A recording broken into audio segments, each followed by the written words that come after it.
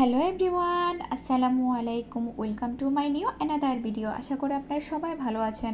তো চলেন আজ আপনাদের সাথে কিছু গণ্যমান্য উচ্চত বংশসম্পন্ন ভূতের সাথে পরিচয় করাই দিই।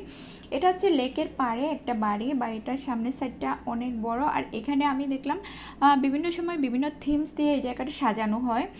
তো এ পর্যন্ত আমি 3টা থিমস দিয়ে সাজানো দেখেছি। ফার্স্টে দেখেছিলাম এটা ফ্লাওয়ার দিয়ে অনেক সুন্দর করে সাজানো ছিল, দেন এটাকে বার্ডের থিম দিয়ে খুব সুন্দর করে সাজানো ছিল।